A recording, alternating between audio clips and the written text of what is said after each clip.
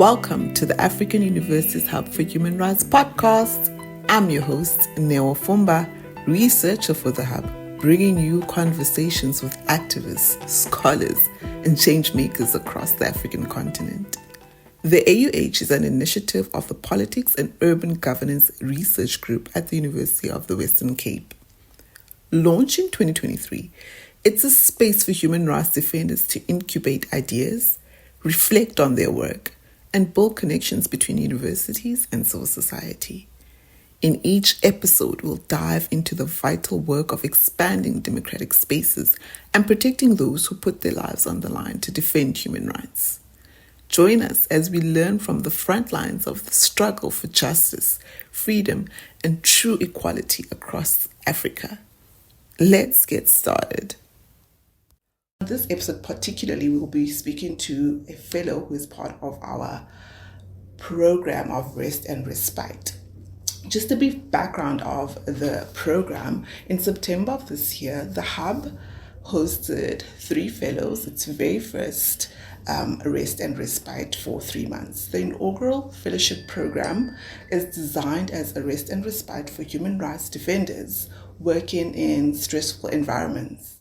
While they are here, they're involved in activities that include taking courses in the university, networking with other civil society organizations, and engaging in community programs and cultural exchanges while they are visiting Cape Town, South Africa, so that they can get rest and respite and renewed hope as they go back to their countries. So on today's episode, we have Gloria Kimani, who will be talking about the impeachment of the deputy president of the country. But before we start that, Gloria, could you please introduce yourself? Hi, thank you so much. It's such a joy to be part of this podcast and to share about our experiences. As you have said, yes, my name is Gloria. I'm an advocate of the High Court of Kenya, almost 5 years in good standing with the society. And I'm also a leader at the Law Society of Kenya. I'm a council member representing the people of Nairobi. I mostly represent young lawyers since I'm the youngest in the council. And I also convene the lawyer-police relations. So basically, any relations involving the lawyers and the police. That's basically it. Wonderful to know that Gloria was helping the young protesters of Kenya when they protested against the money bill. So it's super great to have such a dynamic young person leading the fight. Thank you. Gloria, as we start today, my first question to you would be, what is the current status in Kenya in appointing the new deputy president? Okay, so this matter is in court, so we can't really delve into the case of the court, but maybe I can give you a brief background of what is happening. So a motion was tabled in the National Assembly to have the deputy president impeached, and the National Assembly by majority did pass that he will be impeached. So it went to Senate. So in the Senate also there was a hearing, and a decision was reached that by high majority that he should be impeached.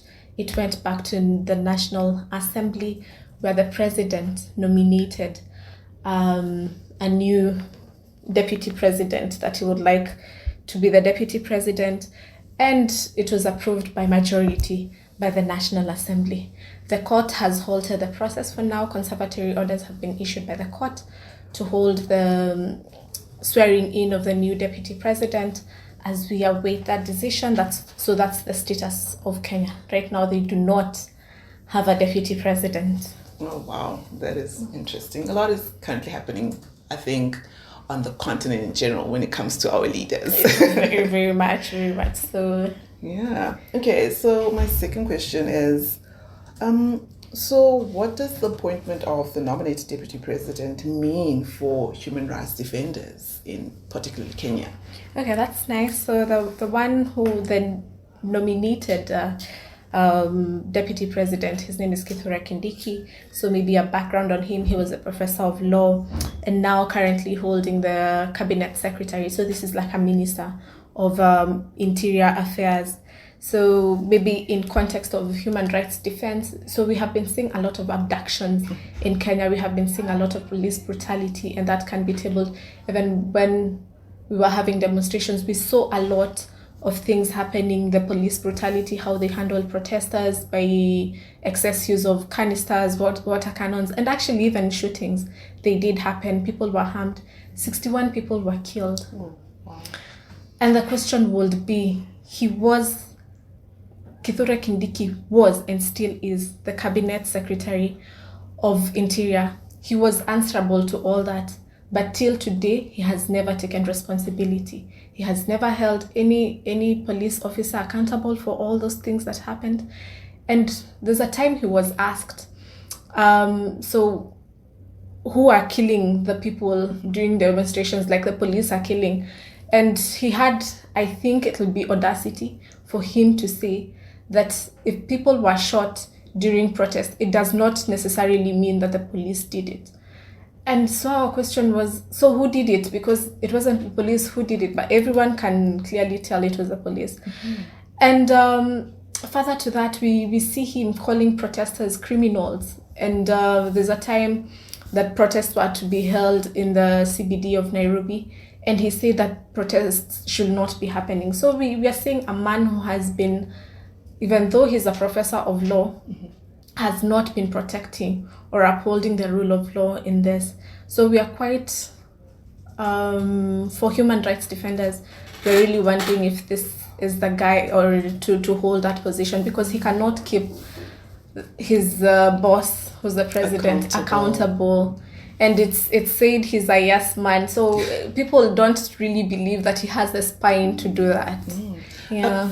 Just a quick question with regards to your protest law, because in South Africa, in our constitution mm-hmm. says we have the right to protest peacefully. Sorry, is that the same in Kenya? It is. Article 37 of the constitution actually does stipulate that citizens can hold peaceful protests. Mm-hmm.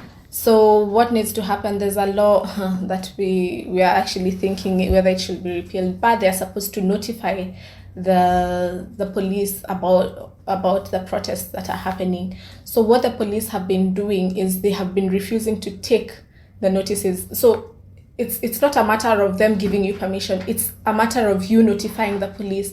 But you find these days when you take the notice to them, they refuse to take it, and now they can say that it is illegal. But now this is the point. If you're holding protests in Kenya, you have to hold them between 6 a.m. and 6 p.m. Yes, so anything after that, it will be called unlawful demonstrations. And actually, from all the people who have been arrested, most of them, we found that they're being charged with unlawful assembly. Because they're said to not have followed the rules during the protests. Wow. Yeah. I think it's interesting the lens our leaders will go to prevent people from holding them accountable. Yes. It's very interesting. Yeah. So as we build on our conversation, do you think there might be a positive or negative impact on the rule of law and the protection of human rights defenders in the new regime? It will be, from what has been happening, I really don't want to be a pessimist, but I really do not see that happening if Kithure Kindiki will be the next deputy president of Kenya. As I said before, he is seen to be a yes man and does not question the president. So we wonder if he's put as the deputy president, who will be there to fight for the people. Yes, those are the things that we're really grappling with. And also for a man who did not take accountability of the people, of the 61 lives that were lost during protest, he did not take accountability of the abductions that were happening, and more so calling people criminals. This is a man you can see has no interest in protecting at least the rule of law. So moving forward with this new regime, I foresee more violations of human rights. And it's a really sad thing for a professor to be known for that, and not just any professor, a professor of law who taught to uphold the rule of law. So it's really interesting in these times, and maybe the only thing we can wish is that what he taught in school, his conscience will be, he will be caught by his conscience of what he taught, and to really uphold the rule of law. Wow, that was an interesting conversation. Thank you so much, Gloria. As I think we'll continue to watch and see what unfolds. As you said, that it's been hilted now. So we have to watch and see what will happen in the future and what this means not only for Kenyans but for human rights defenders who continue to push in upholding the rule of law. That's all for this episode of the AUH podcast. Thank you for joining us. Remember, AUH is here to support human rights defenders, amplify their voices, and strengthen the ecosystem to protect those who put their lives on the line for freedom and justice.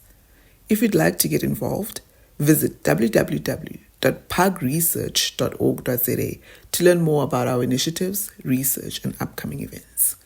Until next time, keep up the fight. This is Neo signing off.